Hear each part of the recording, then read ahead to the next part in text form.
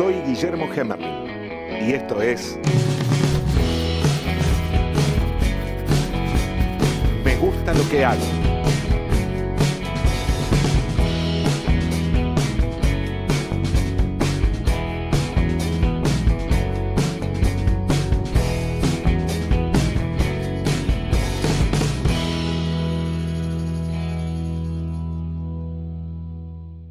Soy Clarisa Pedrotti, soy docente en la Universidad de Córdoba y becaria postdoctoral de CONICET. Y soy la primera de 5 hermanos, la hija de mi mamá y mi papá, y una tía fascinada de su sobrino. Yo me desempeño en la musicología histórica o en la historia de la música, estudiando repertorios, documentación de archivo del pasado cordobés, argentino y en algún sentido latinoamericano.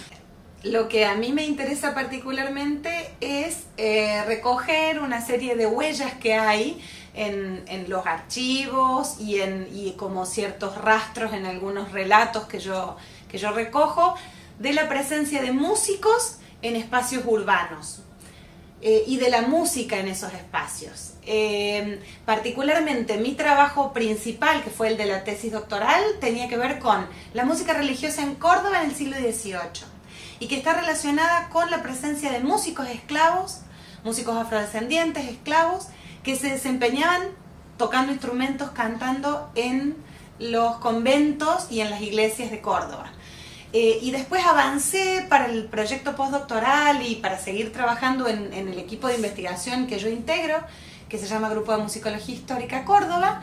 Seguí avanzando en el siglo XIX y estoy trabajando en archivos de conventos cordobeses, recuperando documentación de música que estaba como dormida en el archivo y que de alguna manera podemos recuperar, poner en acto nuevamente, porque nosotros recogemos esa documentación, la catalogamos, la transcribimos y después hacemos que suene.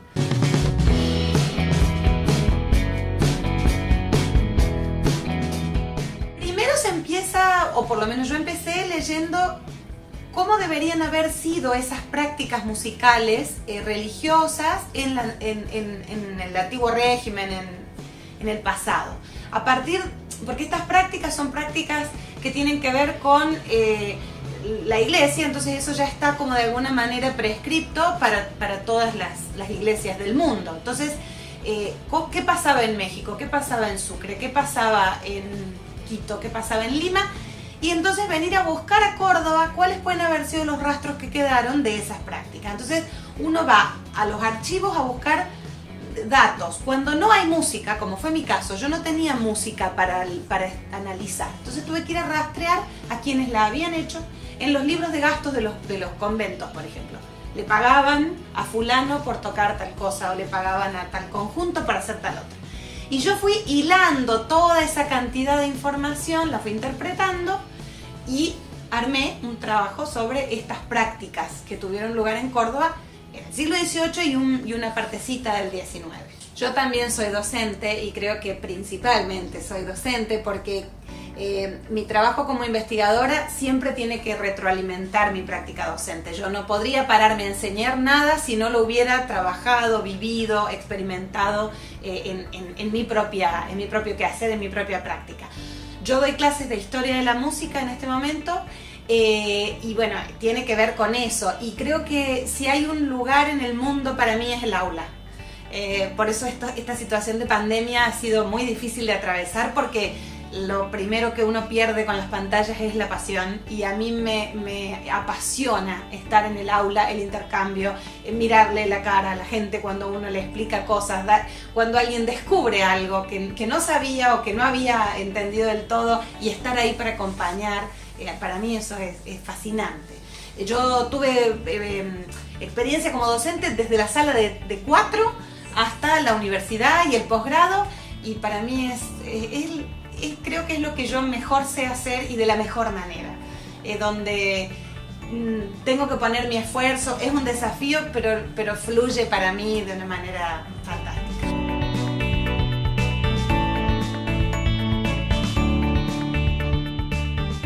tradicionalmente estudiamos la historia de Europa, los compositores europeos, y entonces todos los conocemos y los hemos escuchado. Bueno, mis repertorios son repertorios que son como de alternativos, que no son los repertorios centrales, que circulan por áreas periféricas, pero que hacen a nuestra identidad y a nuestra propia herencia. Entonces me parece que puntualizar ahí en el trabajo de tesis, por ejemplo, yo logré rescatar una serie de personas que eran músicos en Córdoba en el siglo XVIII, principios del XIX, que eran afrodescendientes, a los que les pude poner el nombre, a algunos hasta el apellido, y hacer una trayectoria de sus propias experiencias vitales, ¿no?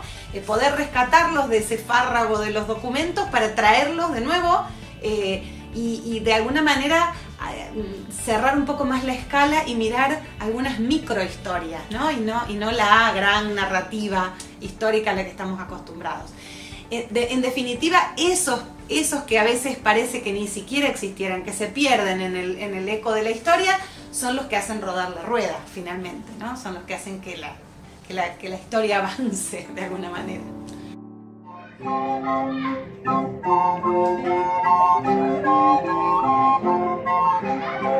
También hago música. Yo me egresé como profesora de piano del conservatorio cuando era jovencita. Ese fue mi primer acercamiento a la música. Después estudié para ser profesora en educación musical en la universidad, en la Facultad de Artes, y me empecé a relacionar con grupos que hacían música antigua, y entonces toco flautas dulces, en distintas flautas, no solo la que estamos acostumbrados a ver en la escuela. Y últimamente hemos retomado, después de la pandemia, porque la flauta tiene todo un tema, soplar y las flautas con el sonido, hemos retomado. Yo tengo un quinteto de flautas dulces con el que hago música también, y es una experiencia realmente de otra dimensión, ¿no? Poder compartir, y también es algo que retroalimenta mi práctica docente, ¿no? Yo puedo hablar de la música porque sé cómo suena, porque la toco, porque la marco, porque la fraseo.